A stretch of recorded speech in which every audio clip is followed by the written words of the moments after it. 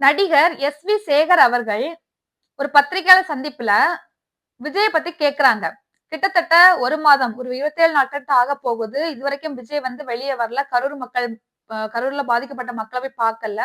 இத பத்தி நீங்க என்ன நினைக்கிறீங்கன்னு சொல்லிட்டு கேட்கும்போது, அதுக்கு அவரு என்ன சொல்றாருன்னா, அவரு வீட்டுக்குள்ள போய் கதவ பூட்டிக்கிட்டாரா என்னன்னு எனக்கு தெரியலையே! அப்படின்னு சொல்லிட்டு சொல்றாரு. அவருக்கு வந்து எந்த ஒரு பக்குவமும் இல்ல.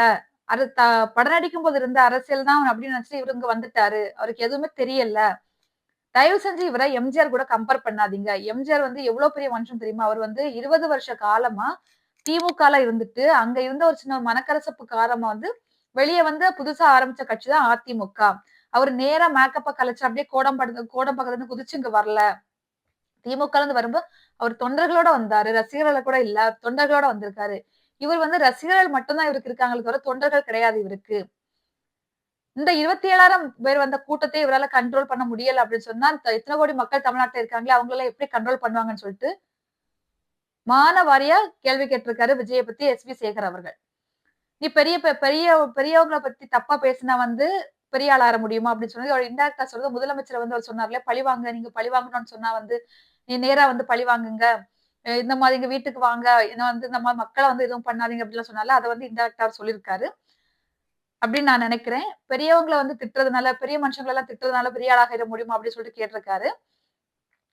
அவருக்கு வந்து எந்த ஒரு பக்குவமே இல்ல. இவரு படத்துல நல்லா காமெடி பண்ணுவாருன்னு நெனச்சேன். ஆனா அரசியல்ல வந்து இவ்ளோ காமெடி பண்ணுவாருங்கிற விஷயம் எனக்கு இப்ப தான் தெரியும். அவரு அங்க அப்பாவே மதிக்கலையே! அப்புறம் எப்படி தொண்டர்கள மதிப்பாரு? உனக்காக ஒரு அரசியலுக்கு வரணும்னு நெனைக்கிறவன் வந்து கூட்டத்தில் நடந்து போறதுக்கு தைரியம் வேணும். இந்த மாரி ஒரு பிரச்சனை வந்தோனே வீட்டுக்குள்ள ஓடி ஒளிஞ்சுக்கிறவன் ஒரு தலைவன் கிடையாது அப்படின்னு சொல்லிட்டு சொல்றாரு. அது மட்டும் இல்லாம பிஜேபி வந்து இவருக்கு சப்போர்ட் பண்ணுது அப்படின்னு நெனச்சாங்கல்ல, அவங்க வந்து இவங்கள வச்சு லாக் பண்ண பார்த்தாங்க.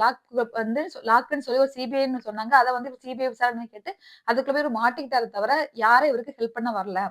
நெறைய வீடியோக்கள பார்த்திருப்போம். பிஜேபி வந்து இவங்களுக்கு சப்போர்ட் பண்றாங்க அப்படின்னு சொல்லிட்டு நெறைய பத்திரிகையாளர்கள் வந்து அண்ணாமலை அவர்கள்ட்ட, தமிழிசை அவர்கள்ட்டலாம் கேட்டிருந்தாங்க. அது வந்து அவங்க சப்போர்ட்லாம் பண்ணல. இவர ஒரு லாக்குக்குள்ள விழ வைக்கணும்னு பார்த்தாங்க. விழ வச்சுட்டாங்க. இனி சிபிஐ விசாரணைக்கு எப்ப கூப்பிட்டாலும் இவரு போய் தான் ஆகணும். அப்ப நான் வர முடியாது. நான் வீட்ல இருக்கிறேன் அப்படின்லாம் சொல்ல முடியாது.